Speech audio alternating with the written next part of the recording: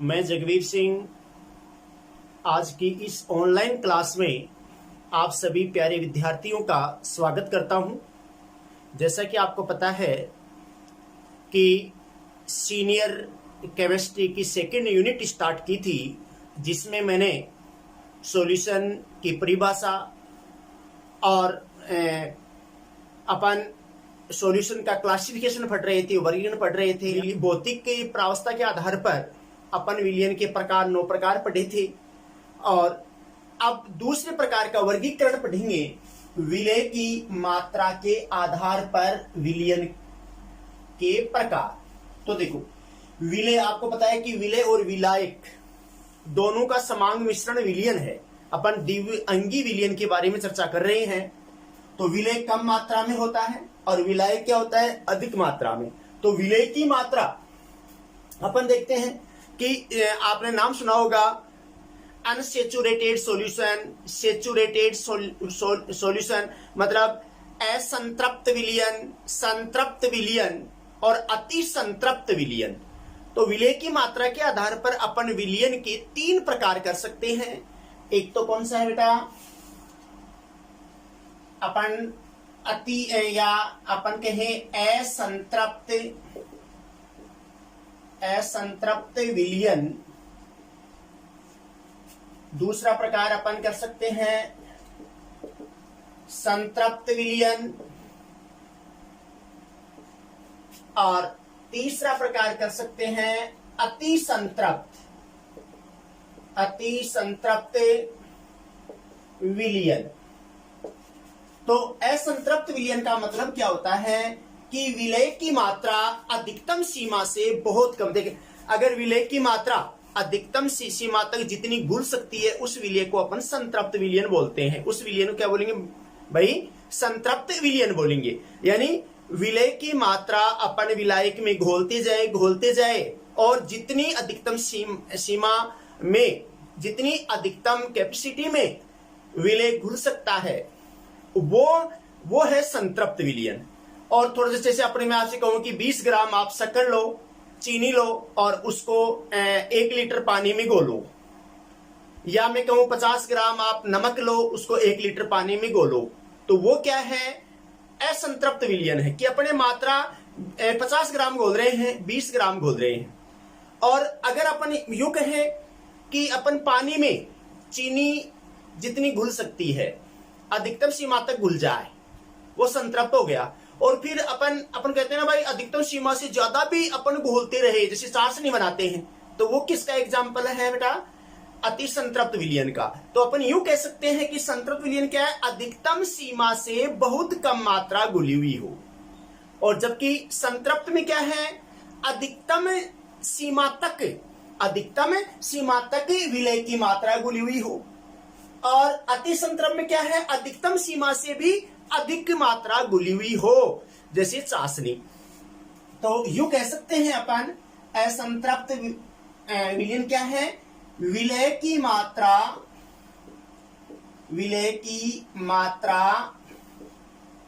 अधिकतम सीमा से बहुत कम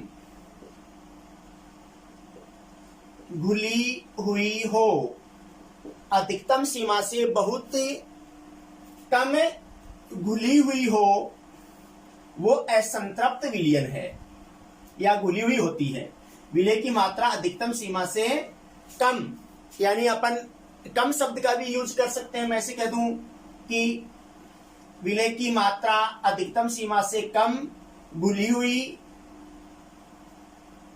हो, तो वो क्या है, असंतृप्त विलयन। संतृप्त विलयन क्या है, विलय की मात्रा अधिकतम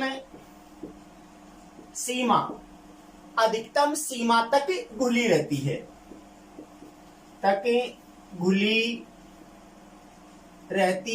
है, वो क्या है, संतृप्त विलयन है। अति संतृप्त क्या है, विलय की मात्रा, अधिकतम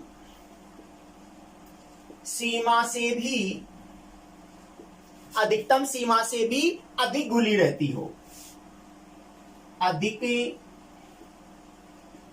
घुली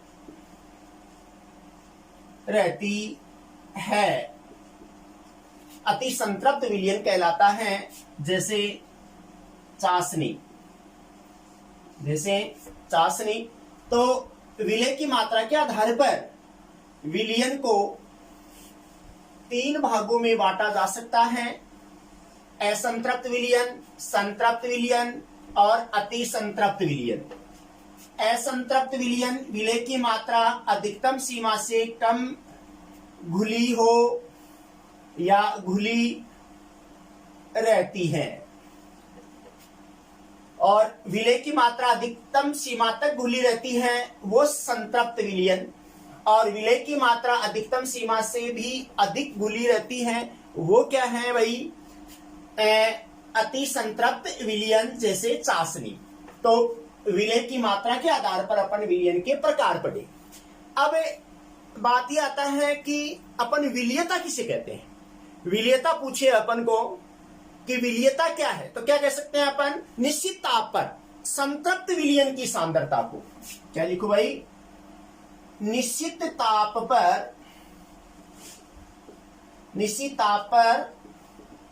संतृप्त विलयन की सांद्रता को, संतृप्त विलयन की सांद्रता को विलयता कहते हैं। निश्चित ताप पर संतृप्त विलयन की सांद्रता को विलयता कहते हैं। यानी किसी विलयन में, विलायक में एक निश्चित टेम्परेचर ले लिया, निश्चित ताप ले लिया, उस निश्चित ताप पर जितनी मात्रा विलय की घुल सकती है वो विलयन क्या है, संतृप्त विलयन है, और उस सांद्रता को क्या कहेंगे भाई, विलयता कहते हैं। उस सांद्रता को क्या कहेंगे भाई, विलयता। इसलिए अपन कह सकते हैं कि प्रत्येक विलयता को, प्रत्येक सांद्रता को विलयता नहीं कह सकते, परंतु प्रत्येक विलयता को सांद्रता कह सकते हैं। अतः प्रत्येक सांद्रता को विलयता नहीं कह सकते, प्रत्येक सांद्रता को विलयता नहीं कह सकते, लेकिन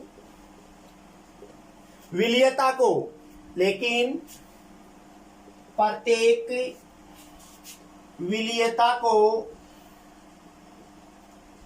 सांद्रता कहते हैं। प्रत्येक विलयता को सांद्रता कहते हैं, यानी प्रत्येक सांद्रता को विलयता नहीं कह सकते हैं, प्रत्येक विलयता को सांद्रता कहते हैं। भाई प्रत्येक सांद्रता को विलयता क्यों नहीं कह सकते, क्योंकि विलयता किसको कहेंगे, निश्चित ताप पर संतृप्त विलयन की जो सांद्रता है उसे ही विलयता कहेंगे। इसलिए प्रत्येक विलयता को सांद्रता कहा जा सकता है, लेकिन प्रत्येक सांद्रता को विलयता नहीं कह सकते। इसका मतलब सांद्रता क्या है बेटा, निश्चित ताप पर विलायक की निश्चित मात्रा में, निश्चित ताप पर विलायक की निश्चित मात्रा में विलय की घुली हुई मात्रा को विलयन की सांद्रता कहते हैं। अगर सांद्रता की परिभाषा पूछे, निश्चित ताप पर विलायक की निश्चित मात्रा में विलय की घुली हुई मात्रा को उस विलयन की सांद्रता कहते हैं। टेम्परेचर निश्चित हो, विलय की मात्रा निश्चित हो, उसमें विलय की कितनी मात्रा घुली हुई है वह उस विलयन की सांद्रता कहलाती है। तो अपन यूं कह सकते हैं सांद्रता की परिभाषा, यानी निश्चित ताप पर विलायक की निश्चित मात्रा में, निश्चित ताप पर विलय की निश्चित मात्रा में विलय की घुली हुई मात्रा को उस विलयन की सांद्रता कहते हैं, उस विलयन की सांद्रता कहते हैं, कंसंट्रेशन कहते हैं। तो सांद्रता और विलीयता में आप अंतर समझ गए होंगे। निश्चित ताप पर संतृप्त विलयन की जो सांद्रता है उसको क्या बोलेंगे भाई? विलीयता कहेंगे। इसलिए प्रत्येक सांद्रता को विलीयता नहीं कह सकते हैं, लेकिन प्रत्येक विलीयता को सांद्रता कहते हैं। सांद्रता क्या है? कंसंट्रेशन क्या है? निश्चित ताप पर विलायक की निश्चित मात्रा में विलय की घुली हुई मात्रा को उस विलयन की सांद्रता कहा जाता है। अब हम इससे आगे सांद्रता की इकाइयां पढ़ेंगे। अपन सांद्रता की इकाइयां पढ़ेंगे। तो बेटा इसको मैं साफ करता हूं।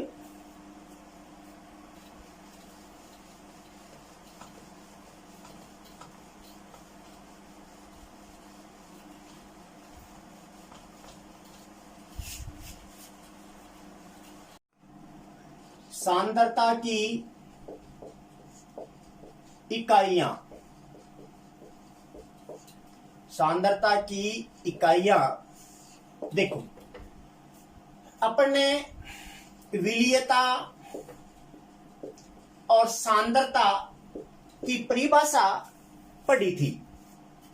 विलीयता क्या थी? किसी निश्चित ताप पर संतृप्त विलयन की सांद्रता को विलीयता कहते हैं, ये मैंने समझाया था। सांद्रता क्या है? किसी निश्चित ताप पर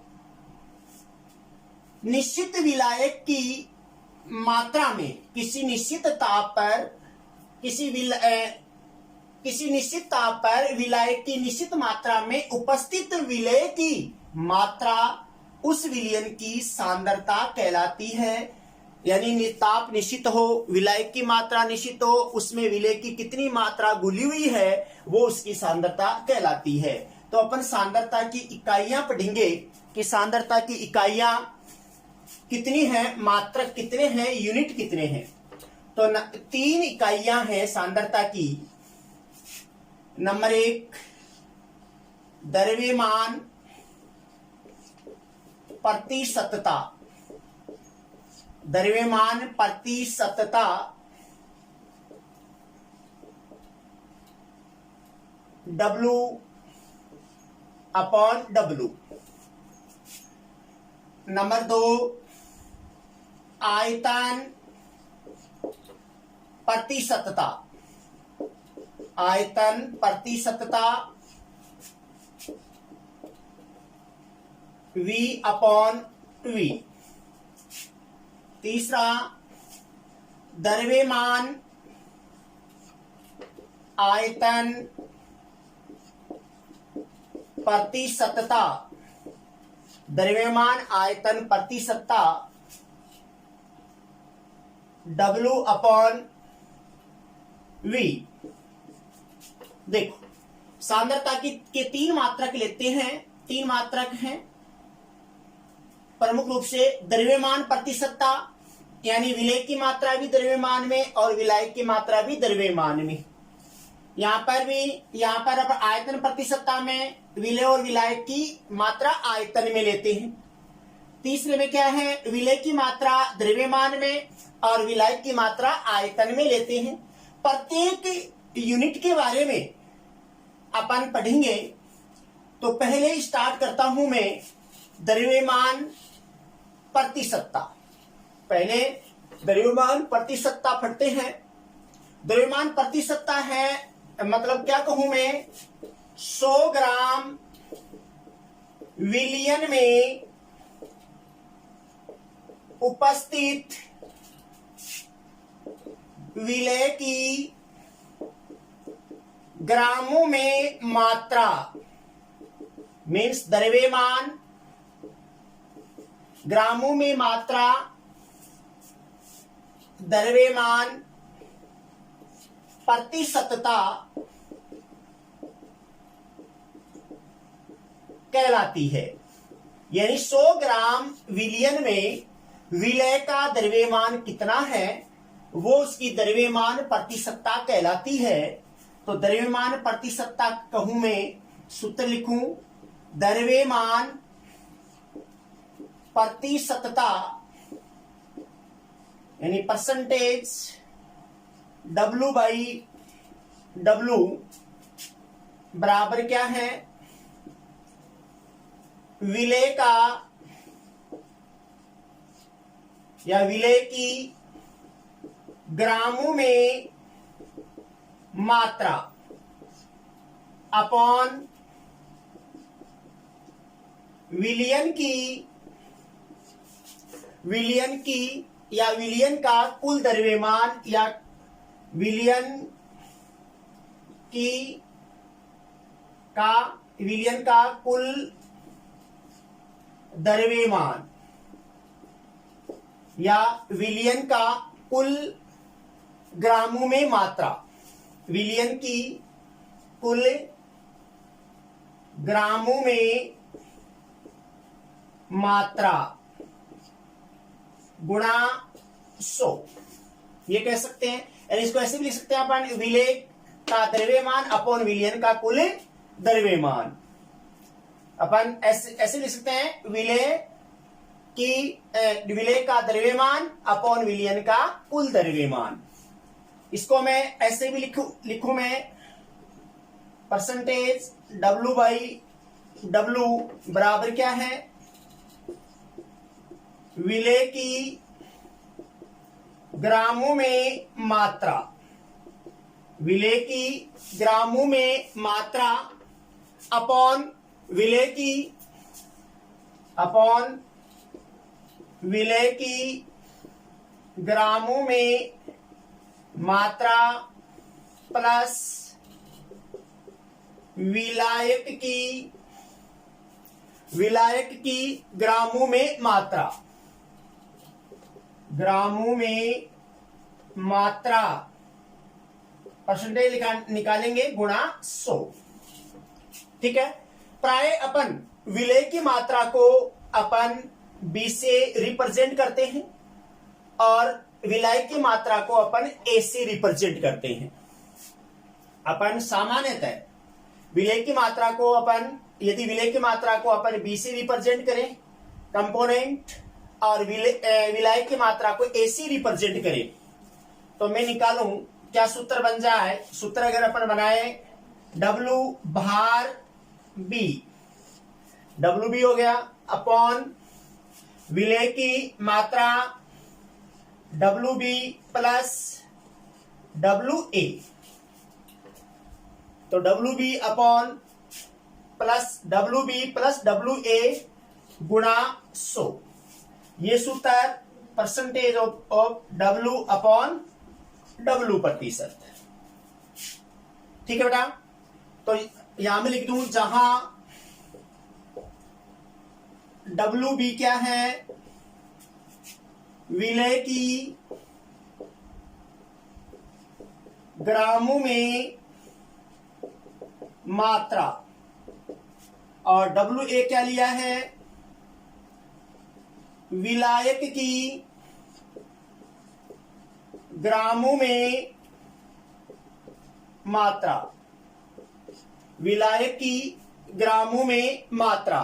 तो इससे अगर अपन को विलेय की ग्रामों में मात्रा दे दी, विलियन की कुल मात्रा दे दी ग्राम में, तो अपन इसकी विलेय की प्रतिशतता निकाल सकते हैं, द्रव्यमान प्रतिशतता अपन ज्ञात कर सकते हैं।